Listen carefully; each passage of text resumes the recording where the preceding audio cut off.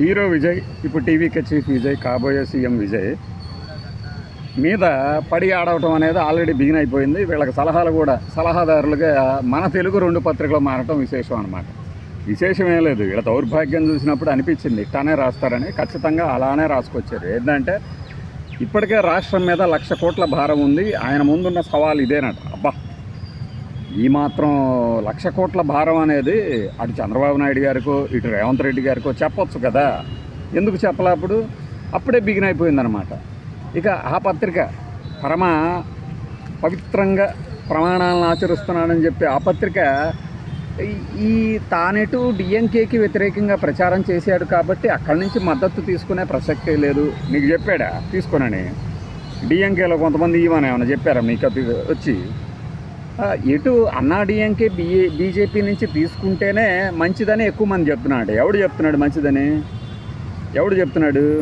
ఈ పత్రికల చెవుల్లో వచ్చి చెప్పారా ఇలా, అరే బాబు మేము ఇలా అనుకుంటున్నాం, నువ్వు రాసి తెలుగు వాళ్ళందరికీ చెప్పేసే అని చెప్పేసి?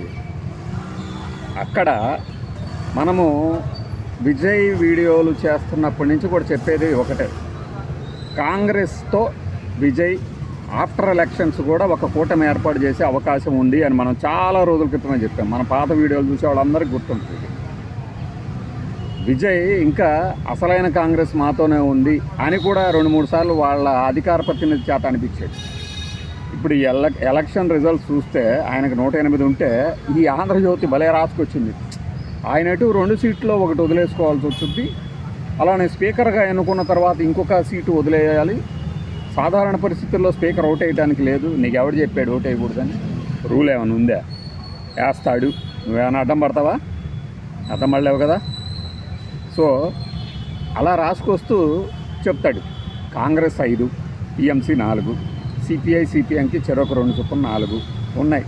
కంఫర్టబుల్గా ఇలా మద్దతుతో తీసేసుకోవచ్చు. పైగా వాళ్ళందరూ అధికారం కోసం ఎప్పటి నుంచో ఎదురు చూస్తూ ఉన్నారు. అధికారంలో భాగస్వాములు కావడానికి తహతహలాడుతున్నారు. వాళ్ళకి ఇచ్చేస్తారు. సింపుల్ ఇది.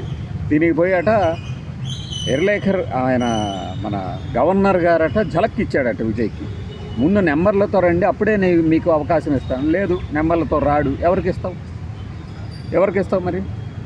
అన్నాడీఎంకేకి ఇచ్చేసి. లేదు, బీజేపీ తరపున ఒక ఎమ్మెల్యే గెలిచాడు కదా, ఆ ఎమ్మెల్యేని సీఎం క్యాండిడేట్గా ప్రొజెక్ట్ చేసుకోండి అంటే ఎక్కడ లేని తపన. అర్రే ఇక్కడేదో జరిగిపోతుంది, అక్కడేదో జరిగిపోతుంది అని చెప్పాలన్నట్టు. ఏమీ జరగదు, జరగాల్సింది జరిగిపోతుంది అంటే ఏంటి? మెజారిటీ లేకపోతే పడేస్తారా? పడేసేయమనండి. ఎవరు పడేస్తారు? టీవీకే ప్రభుత్వం ఇంకా ఏర్పాటే కాలేదు. అప్పుడే రేపొద్దున ఎప్పుడన్నా ఏంటి? బీజేపీతో అంటకాగితేనే ప్రభుత్వాలని మనకు ఉండేలా చేస్తారా? చేయండి, ఆ పని చేయండి. ఈసారి ఏమవుద్దో తెలుసా? అన్నా డిఎంకే కనుక అప్పటికి బీజేపీతోనే పొత్తే పెట్టుకొని ఉంటే, ఒకవేళ వీళ్ళు పడేస్తే 0 కన్నా అధమ స్థాయి ఏదన్నా ఉంటే నిజంగా ఈవీఎంలు కనుక నమ్మితే మనం ఆ అధమ స్థాయికి తొక్కేస్తారు జనం. అక్కడ కొత్తగా పార్టీ పెట్టుకున్నాడు, 108 సీట్లు వచ్చినాయి. పద్ధతి ప్రకారం రాయాలి కాబట్టి లేఖ రాశాడు.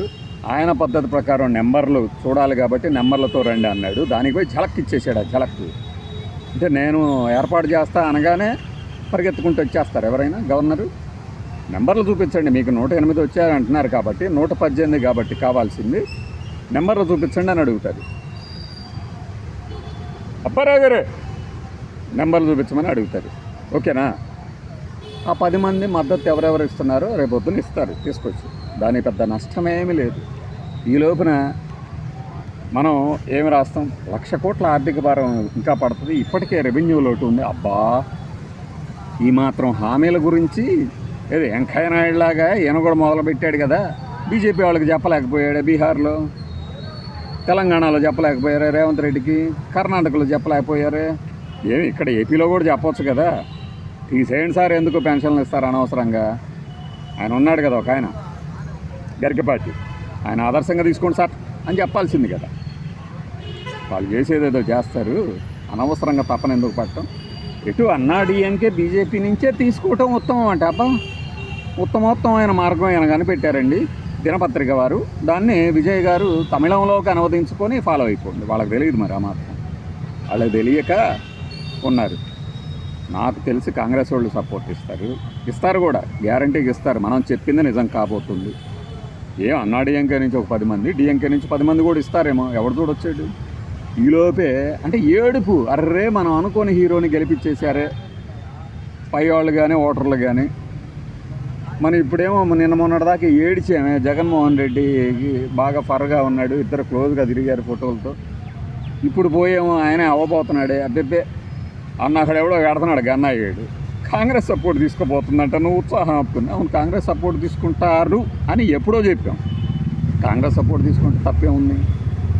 సింహం సింగిల్గానే వచ్చాడమ్మా తమ్ముడు, కలిసి పోటీ చేయలే, సింగిల్గానే పోటీ చేసాడు, తర్వాత తీసుకుంటున్నాడు. ఏంది నీ నొప్పి ఏంది మధ్యలో, నీ బాధ ఏంటి?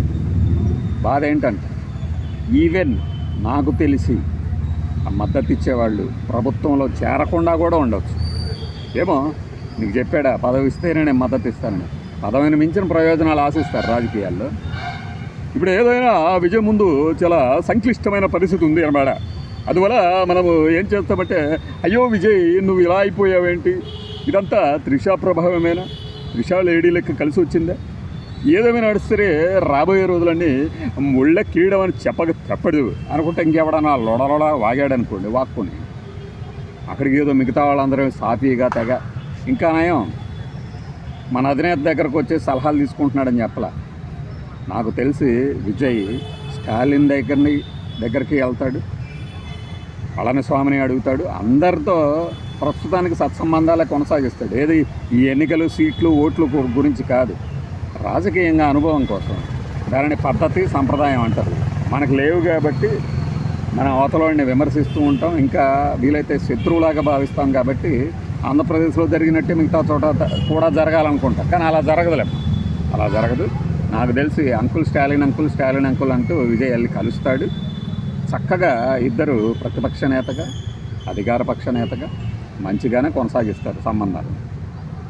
సరే ఇంకొకటి ఎవడో ఓవర్ యాక్షన్ చేయడు, డిఎంకే కలిస్తే అంటారు. కలుస్తుందేమో. ఏం టీడీపీ పోయి కాంగ్రెస్తో కలవలేదా, ఓడిపోయారు కానీ కలవలేదా? ఎవడికి చెప్తాడు ఏదో పెద్ద ఘోరం జరిగిపోతున్నట్టు.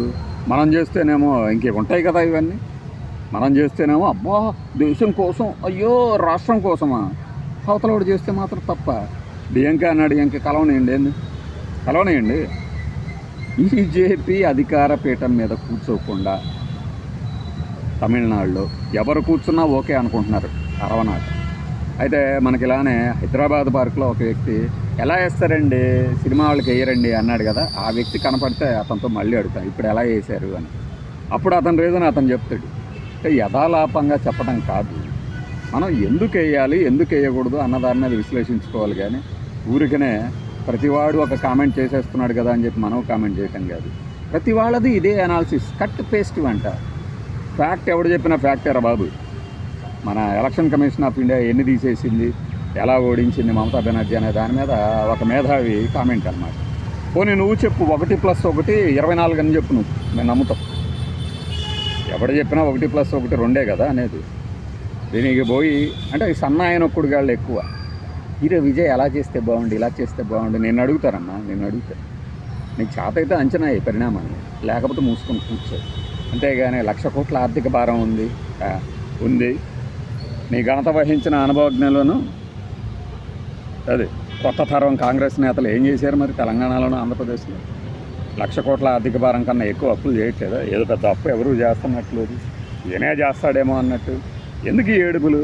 ఎవడు కొత్తగా వచ్చిన వాడిని తొక్కేద్దాం నలిగేద్దామని ఏడవకండి, విజయ్ అయిపోతుంది.